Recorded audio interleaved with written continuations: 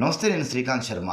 2026 సంవత్సరం మార్చి 3వ తేదీ పాల్గొన శుద్ధ పౌర్ణమి హోలీ పర్వదినం రోజున భారతదేశంలో సంపూర్ణ చంద్రగ్రహణము సంభవించబోతోంది. దీనికి సంబంధించినటువంటి విషయాలు ఇప్పుడు ఈ వీడియోలో చెప్తాను.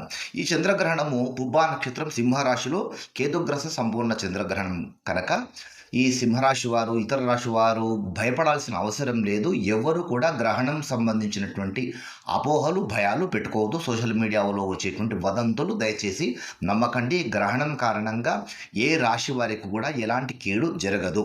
ఇక గ్రహణం సంభవించేటువంటి కాలంను చూసుకుంటే కనుక ఈ గ్రహణం మధ్యాహ్నం 3:15 ప్రారంభమయ్యి సాయంత్రము 6:17 సమాప్తమవుతుంది. మొత్తం గ్రహణం యొక్క కాలం 3:32. గ్రహణము కనిపించే సమయం సూర్యాస్తమయం తర్వాత 34 నిమిషాలు.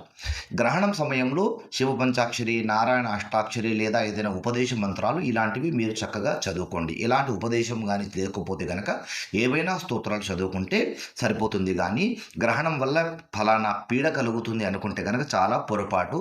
మీరు అలా భయపడితే మీ భయాన్ని క్యాష్ చేసుకునేటువంటి వాళ్ళు చాలామంది ఉంటారు కనుక అలాంటి వాళ్ళకు అవకాశం ఇవ్వకండి. ఇంకా బాలలు, వృద్ధులు, గర్భిణీ స్త్రీలు, రోగగ్రస్తులు మినహా మిగతా వారు మాత్రము ఈ ఆహారానికి సంబంధించినటువంటి నియమాలు పాటించాలి. ఇతరులు ఇప్పుడు ఇందాక చెప్పినటువంటి వాళ్ళు ఆహార నియమాలు ఏమి పాటించాల్సినటువంటి అవసరము లేదు. గ్రహణం రోజున గనక ఒకవేళ ఎవరిదైనా కానీ ఆబ్దికం ఉంటే గ్రహణము ముగిసిన తర్వాత అంటే సాయంత్రం 6:47 తర్వాత ఇంటిని శుభ్రం చేసుకొని వంట చేసుకొని ఆ రాత్రికి ఆబ్దికం నిర్వహించవచ్చు అనేటువంటి ఒక ప్రమాణం ఉంది.